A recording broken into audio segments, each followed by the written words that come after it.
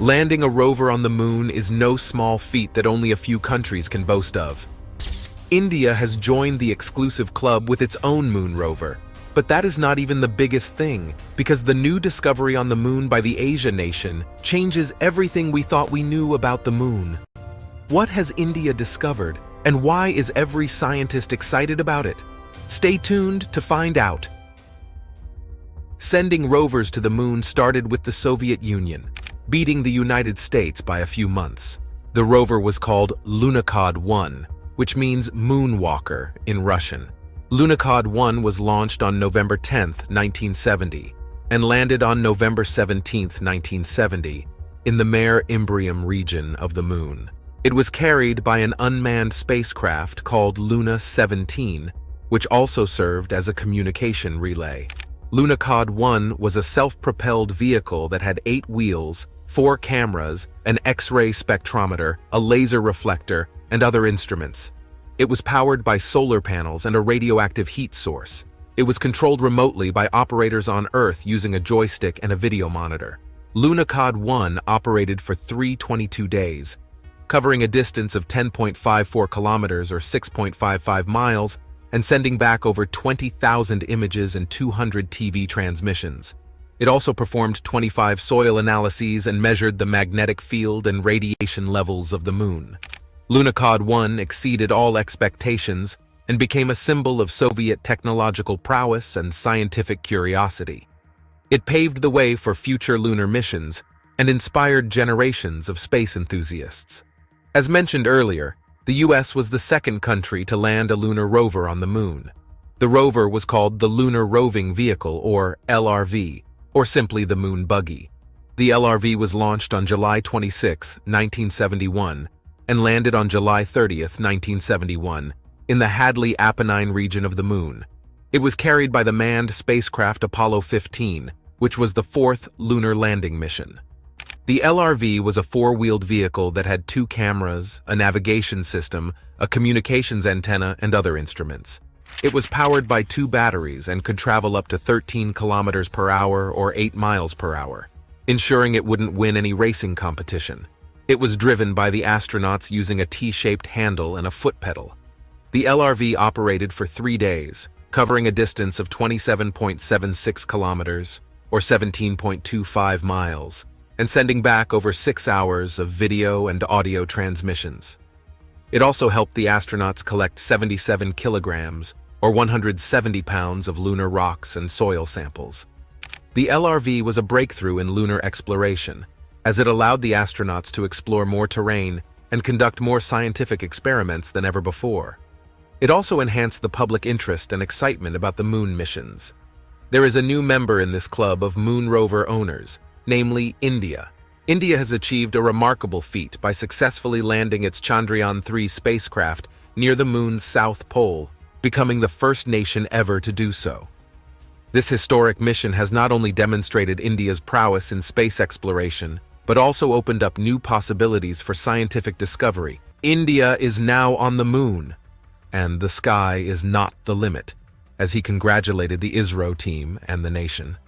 The lander has already sent back some stunning images of the moon's surface, showing its rocky and cratered terrain. The next step is to deploy the Pragyan rover, which is tucked inside the lander's belly. The Pragyan rover is a marvel of engineering and science, designed to explore the lunar surface and reveal its secrets. It is a rectangular chassis with dimensions of 0.9 by 0.75 by 0.85 meters. It weighs about 27 kilograms or 60 pounds and operates on solar power. It has a solar panel that can generate 50 W of electricity. The Pragyan rover has 6 wheels, each driven by independent brushless DC electric motors. The wheels have a rocker bogie suspension system, which allows the rover to adapt to the uneven terrain of the moon. The rover can travel at a speed of 1 centimeter per second or 0.36 kilometers per hour and cover a distance of 500 meters or 1,600 feet in its planned mission duration of 14 Earth days. The Pragyan rover has 2 cameras and 2 instruments to perform scientific experiments on the lunar soil. The cameras are called navcams, or navigation cameras, which provide a stereoscopic view of the surroundings and help in path planning by generating a digital elevation model of the terrain. The mission also aims to map the topography and mineralogy of the region, as well as test new technologies for lunar exploration. Chandrayaan 3 is the cheapest lunar mission ever, with a budget of only Rs 615 crore or about $82 million. For comparison, Russia's Luna 25 costs roughly Rs 1,600 crore or about $214 million.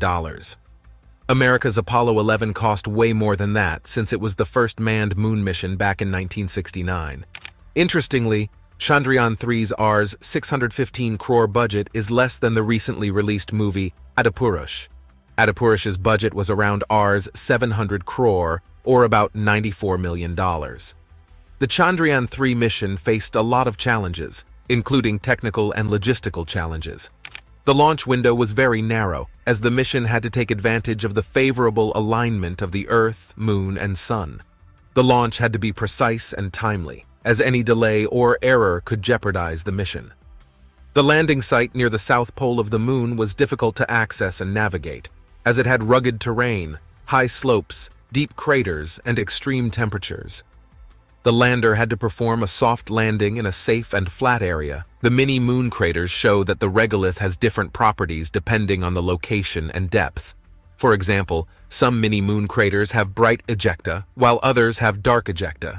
Some mini moon craters have smooth floors, while others have rough floors. Third, they offer potential sites for future exploration and utilization of the lunar resources. The mini moon craters may contain valuable minerals and volatiles, such as iron, titanium, silicon, oxygen, hydrogen, and water. These resources could be used for scientific research, in situ resource utilization, or ISRU, or human settlement. The Chandrayaan 2 mission also helped us learn more about the Moon's surface temperature and mineralogy, which are crucial for understanding its origin and evolution. The radio anatomy of moon-bound hypersensitive ionosphere and atmosphere, or RAMBA, instrument measured the surface temperature of the Moon at different locations and times. It also studied the variations in the lunar ionosphere and atmosphere, which are influenced by solar radiation and cosmic rays. The Imaging IR Spectrometer (IRS) instrument detected the signatures of various minerals and molecules on the lunar surface. It also mapped the distribution of water, hydroxyl, and other volatiles. The radar data also showed that there were 5 distinct layers of lunar lava beneath the crater, indicating that there were multiple episodes of volcanic eruptions that covered the impact site with molten rock. These eruptions might have been triggered by the impact itself, or by other factors, such as tidal heating from Earth's gravity. A third shocking discovery made by China's Chang'e missions is the evidence of meteor strikes on Earth recorded in the lunar rocks. The Chang'e 5 samples contained traces of noble gases such as helium and neon, which are usually implanted by solar wind or cosmic rays into lunar rocks.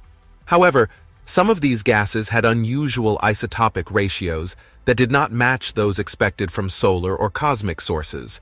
Instead, they matched those found in Earth's atmosphere. This suggests that these gases were transferred from Earth to the Moon by meteorites that hit our planet and ejected some material into space. By measuring the amount and age of these gases in the lunar rocks, scientists can estimate when and how often Earth was bombarded by large meteors in its past.